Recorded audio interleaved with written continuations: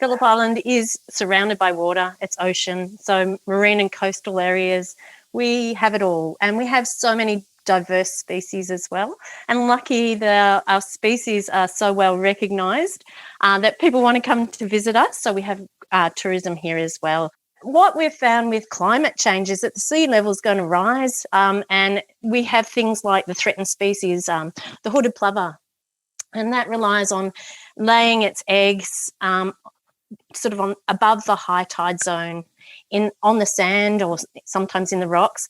And unfortunately, our seas are rising, and the levels and the surge is coming through and wiping out those nests. So, it's critical for habitats for these wildlife that they're going to be in more and more threat if we aren't concentrating on that climate change.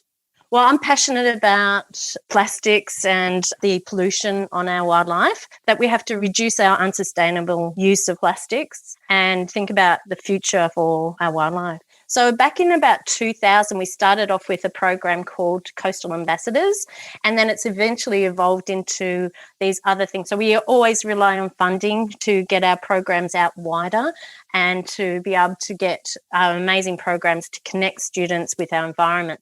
Our program is all about empowering students to learn about biodiversity and then how to protect biodiversity. So we go into the schools and we teach them a little bit about the different biodiversity, and in their school, whatever they do in their patch will make a difference to our patch in the marine environment. Results that we can see in schools is that they're changing their behaviour. They're even adapting things on their own. They're taking the next step. We actually, when we deliver these programs, part of the program is to get the students to teach, and then for those kids to take it home to their parents, to their grandparents. It goes out through newsletters, and the reasons why. So that they might put in a soft plastic collection at their school. We've got lots of different programs, lots of different projects. They could be composting or things like that. So different projects mean different outcomes, but the outcome is that we're teaching the wider community about how important it is to protect our biodiversity.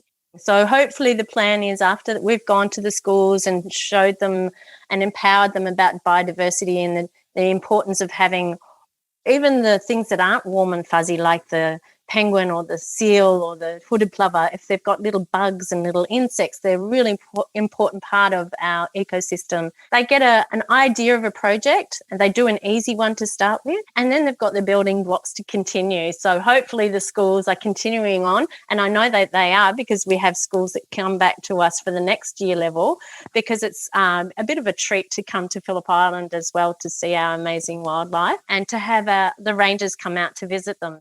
Yes, we're definitely scaffolding on our program, but we are, of course, looking for more and more grants so that we can apply for more and more different projects. And we always want to keep continuing on with our ambassadors of the ocean and of the world, yeah.